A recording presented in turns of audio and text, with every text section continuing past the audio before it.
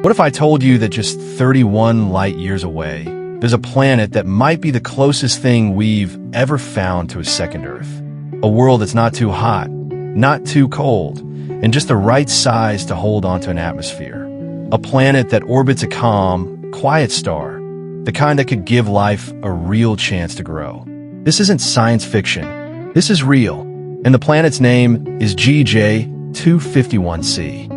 Could this be humanity's next home? Or even more thrilling, could something or someone already be living there? Welcome to In Space Channel, where we explore the most mind-blowing discoveries in space and science.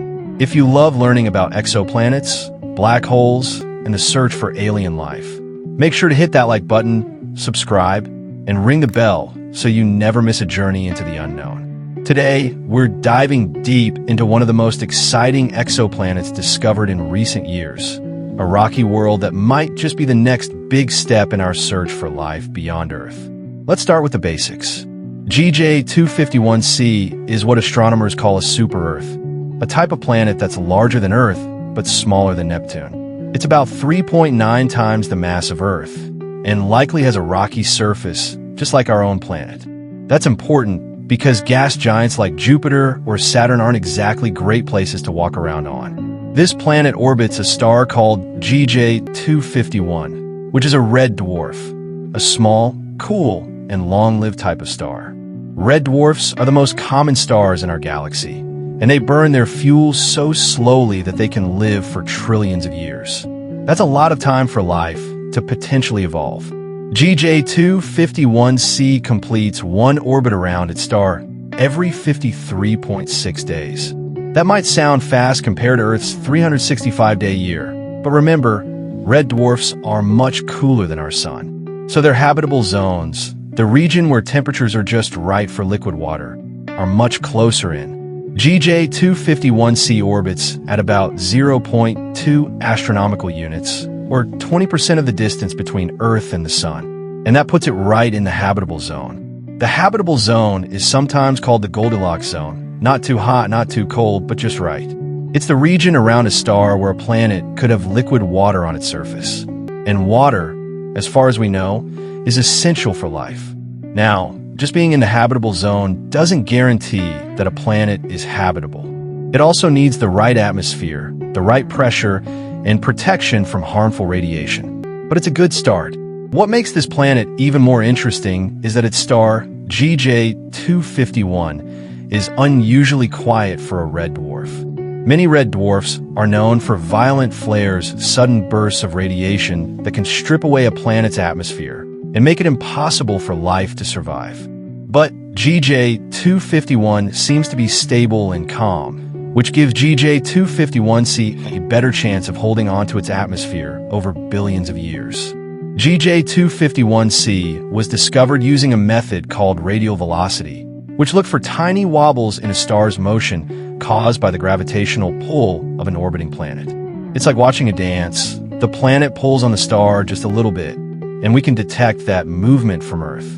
This method doesn't give us a picture of the planet, but it tells us its mass, its orbit, and sometimes even hints about its composition. In the case of GJ251c, the data suggests a rocky world, not a gas giant, and one that's close enough to study in more detail with future telescopes.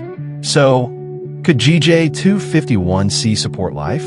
The short answer is, maybe. It's in a habitable zone, it's likely rocky, and it orbits a quiet star.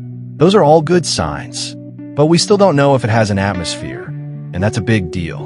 An atmosphere helps regulate temperature, protects against radiation, and can even contain gases like oxygen, methane, or carbon dioxide, all of which could be signs of life.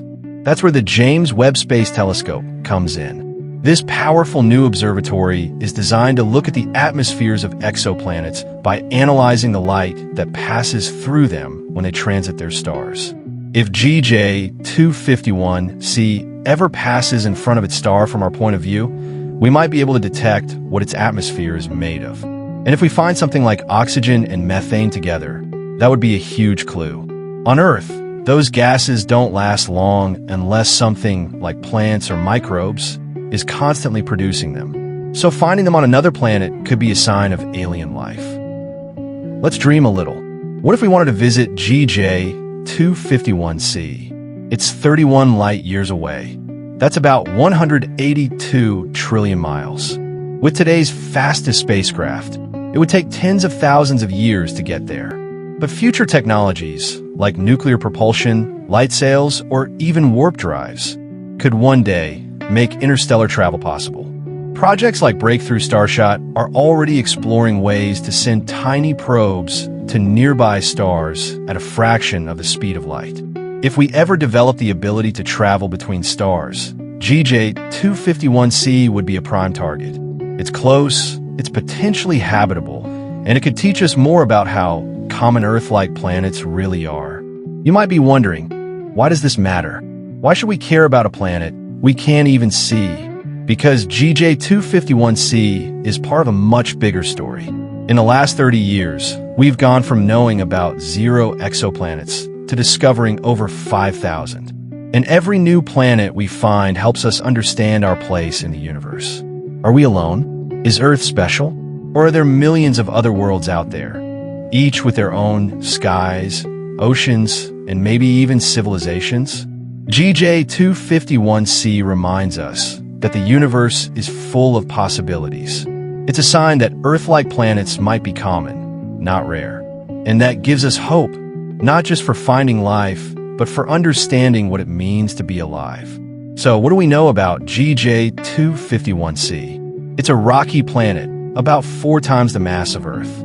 It orbits a calm red dwarf star in the habitable zone. It's close enough to study, and maybe, just maybe, it has the right conditions for life.